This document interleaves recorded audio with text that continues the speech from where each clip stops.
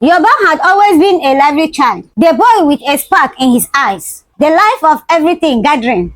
But something changed in him around his 16th year. His mother, Mama Yoba, a strong woman who raised him on the slim earnings from her vegetable store, watched with a heavy heart as her son drifted from her warm guidance and into the tangled web of the streets.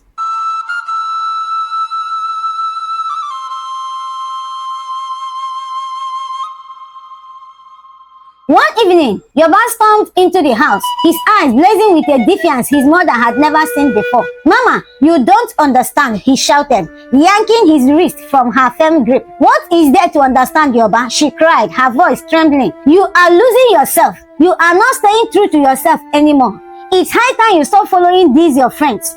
Her voice broke and her eyes filled with tears. "Don't act like you are perfect, Mama. I am now a grown-up. Let me live, please." And with that, Yoba stomped out into the night, leaving his mother clenching her chest, tears pooling in her eyes. Yoba's friends were the kind who thrived in the shadows. They introduced him to a world where power was drawn, not from hard work or integrity, but from fear, intimidation, and domination. In their gang, Yoba found a twisted sense of belonging, a cold brotherhood, bound by fists, knives, and blood. He felt invincible with them, feared and untouchable. Late one night, as he and his friends sat by their usual corner, one of the boys, Benko, turned to him with a sly grin. "Yoba, you know what is missing?" Benko sneered, flicking the ash from his cigarette. Yoba raised an eyebrow. "What is that?" "A badge. A badge, brother. A badge. A mark that shows you are really one of us. Are you ready to be initiated?" The word initiated hung thick in the air, carrying a weight that should have felt terrifying, but to Yoba's misguided heart, felt like pride. His heartbeat quickened.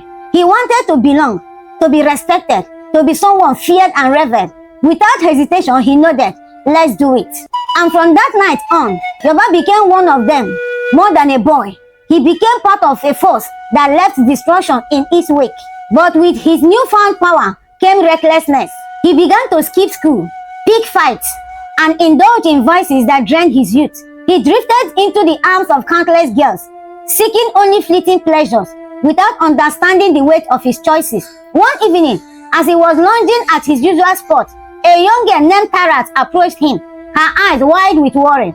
"Yoba," she whispered, her voice trembling, I am pregnant for you." Yoba scoffed, brushing her off. "That is not my problem, Tarat. Go and handle it. I am not interested." Tarat swallowed hard, hurting flashing across her face. "You are not interested at all? What do you want me to say, huh?" He spat back, his voice laced with irritation. "Go and tell someone who cares. I am not interested." He turned away and never giving her another look. Tarat walked away bitterly, and on the day of her delivery put to bed twins, a boy and a girl. As the years crept on, Yoba's life moved further down a path he could no longer control. One day, while with his gang, a confrontation with a rival court turned deadly. By the time the dust settled, a young man lay lifeless on the ground, and Yoba's hands were stained with blood that he could never wash off. It wasn't long before the authorities caught up with him. The day he was arrested, Yoba's mother was called to the police station. When she saw him, her heart shattered. There he was, her son, in chains, his head bowed. No longer the lively boy she remembered, but a stranger, lost in a darkness she couldn't reach. "Yoba," she whispered, her voice thick with sorrow, "see what you have done to yourself." For the first time in years, Yoba couldn't muster a reply. He simply looked away, the weight of his choices beating down on him. The trial that followed was swift and merciless. The judge's words were like a heavy drumbeat, each one pounding into Yoba's chest, sealing his fate. "Yoba Okeke, for the crimes committed, you are hereby sentenced to life imprisonment." In prison, the harsh reality of his choices settled over him. The rage, the thrill, the false brotherhood, none of it had been worth it. His mother stopped visiting after a while. He couldn't bear to look her in the eye, and she couldn't bear to see her son waste away, lost to life of bars and iron chains. Then one day, a guard approached him. "Yoba, you have visitors." He looked up, surprised. His mother hadn't come in months. Who could it be? As he was led into the visitors' room, he saw them, two young faces staring at him with wide and uncertain eyes. A man and a woman stood behind them, looking exhausted and defeated. Yoba recognized them. They were the parents of Tarat, standing behind the children he had brought into the world and abandoned. The man stepped forward, clearing his throat. These are your children, Yoba. We can't raise them anymore. We don't have the means, and they deserve to know their father. Yes, even if it is here. Yoba's heart twisted painfully as he looked into the eyes of his own blood. These children, born from fleeting moments of irresponsibility, had come to see the man they called their father, yet he felt like a stranger to them. The little girl looked up, her innocent eyes piercing through his. Are you really my papa? She asked, her voice soft and fragile. Yoba's throat tightened. He wanted to reach out, to touch her face, to hold her and apologize for everything, but he was frozen. His shame, an invisible wall between them. Yes, he finally managed to whisper, his voice barely audible. I am your father. The words felt strange in his mouth. What kind of father was he? He had abandoned them before they even had a chance to know him. Now, they stood before him, and all he could offer was a lifetime of regrets and shattered dreams. As the children and their caretakers left, Yoba was left alone with his thoughts. For the first time, he broke down, tears streaming down his face as he let go of the bravado that had once defined him. Every choice, every reckless decision, every act of defiance, all of it had led him to this prison, not only of iron but of bitter regrets. That night, as he lay on the cold hard cot, he whispered into the darkness, hoping, praying that somehow his children would find a better path than he had. When the two children, a boy and a girl, were brought to Mama Yoba, she looked at them with a heart that both ate and rejoiced. They were Yoba's flesh and blood, innocent lives that bore no blame for their father's choices. She welcomed them into her home with open arms, as a feeling of strange and comforting sense of purpose washed over her. Her days were filled with the sound of their laughter, their questions, and their endless curiosity.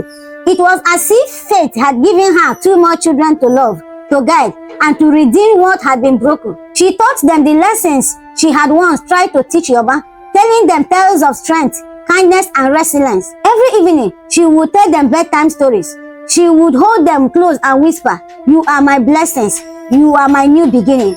And in that small, humble house, filled with love and hope, the children blossomed, growing into wise, compassionate, and thoughtful young adults. Mama Yoba's heart swelled with joy as she watched them mature, knowing that they were becoming the people Yoba might have been if he had chosen differently. 20 years passed, and the children, now adults, decided it was time to visit their father. They had always known about their father and the life he lived that cost him his freedom, and they wanted to see him, to understand him, and to give him the chance to see that his mistakes hadn't swallowed their future. When they arrived at the prison, the guards led them through the long, cold corridors.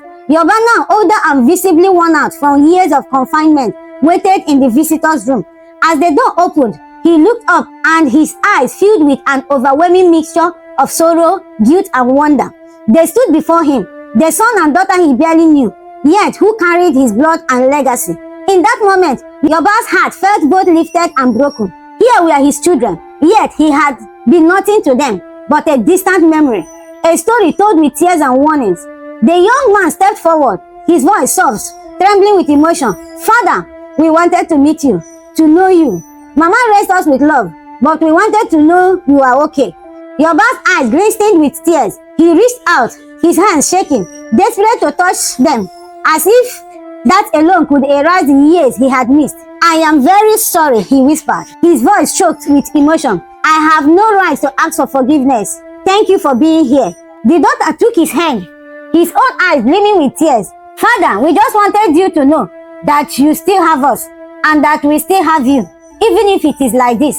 They sat together, sharing memories of Mama Yoba, of their childhood, of the life they had built outside these walls. For those precious moments, the walls of the prison seemed to fade, and all that remained was the love that still connected them.